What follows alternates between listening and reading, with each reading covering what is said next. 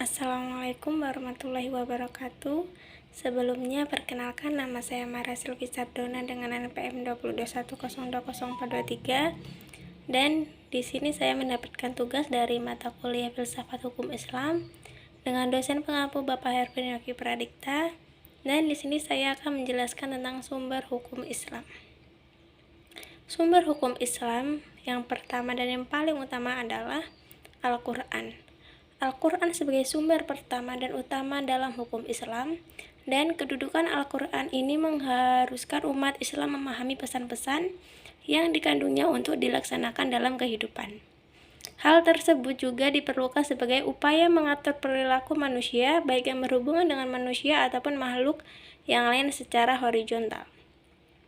Dan kemaslahatan hidup manusia di dunia dan di akhirat diyakini dapat diperoleh jika manusia melandaskan pada perilaku hidup mereka pada petunjuk Al-Quran. Dan argumentasi yang menyatakan bahwa Al-Quran sebagai sumber dan dalil pertama dan utama ditemukan dalam penjelasan Al-Quran. Al-Quran sendiri pada sejumlah ayatnya lebih dari 30 kali ditemukan perintah mematuhi Allah dalam Al-Quran. Bahkan meninggalkan aturan yang disebutkan Al-Quran akan membawa akibat meningkatnya kejahatan yang dilakukan manusia. Dan adapun sumber hukum yang kedua itu Al-Sunnah. Di dalam Al-Quran telah dijelaskan sebagai sumber utama yang paling utama dari hukum Islam yang bersifat global yang membutuhkan penjelasan secara operasional. Sedangkan Nabi Muhammad SAW sebagai penyampai Al-Quran diberi otoritas oleh Tuhan untuk menjelaskan lebih lanjut apa yang diwahyukan kepadanya. Dengan demikian, Al-Sunnah baik dalam bentuk perkataan, perbuatan maupun dalam bentuk takrir berkedudukan sebagai sumber kedua setelah Al-Quran. Dan kedudukan Al-Sunnah berdasarkan argumentasi bahwa secara normatif ditemukan ayat Al-Quran yang menyeluruh untuk taat kepada Rasul, dan ketaatan kepada Rasul sering dikaitkan dengan ketaatan kepada Allah. Seperti yang dijelaskan dalam surah An-Nisa ayat 13 yang artinya, hukum-hukum tersebut itu adalah ketentuan-ketentuan dari Allah. Barang siapa taat kepada Allah dan Rasulnya, niscaya Allah memasukkan ke dalam surga. Adapun juga disebutkan dalam surah Al-A'raf ayat 158.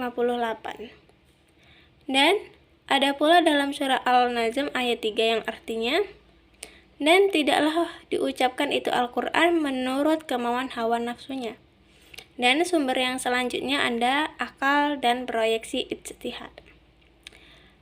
Akal menurut Al-Quran lebih khususnya menurut pengertian para Islam, yaitu bahwa memerhatikan alam sekitarnya dengan otak, yang dimana otak adalah organ tubuh akal.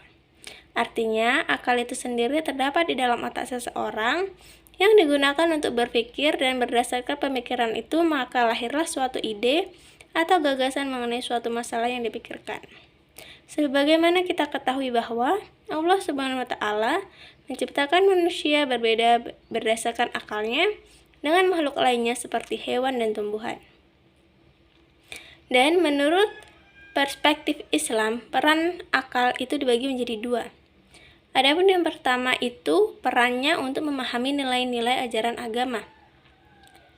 Ketika sebuah doktrin agama memiliki nilai-nilai sosial, akal bertugas menerjemahkan dalam konteks kehidupan kekinian. Sedangkan yang peran kedua, akal bertugas memilih dan menyeleksi doktrin agama. Akal dalam hal ini bertugas untuk memilih kemungkinan terbaik pelaksanaannya. Adapun proyeksi ijtihad. Ijtihad menurut bahasa berarti usaha yang keras dan bersungguh-sungguh.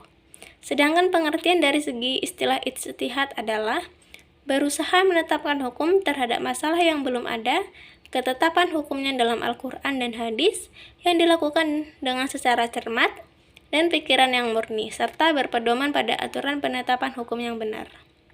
Dan rujukan ijtihad tetap pada Al-Quran dan hadis, dalam arti bahwa penetapan hukum ijtihad tidak boleh bertentangan dengan ayat-ayat Allah atau ajaran Rasulullah. Dan orang yang berijtihad itu disebut dengan mujtahid. antara mujtahid yang satu dengan mujtahid yang lain dalam menetapkan perkara yang belum ada ketentuannya.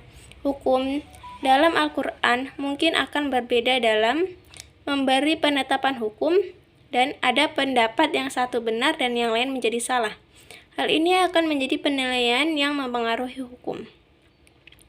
Dan ijtihad menjadi sumber hukum Islam yang ketiga, boleh dilakukan oleh siapa saja yang memiliki persyaratan minimal seperti memahami mafhum ayat atau hadis, memiliki atau menguasai ilmu ayat seperti nahwu, shorof, dan mengetahui latar belakang suatu ayat atau hadis, luas pemahamannya terhadap pengetahuan Islam, dan memiliki loyalitas yang tinggi terhadap agama dan lain sebagainya.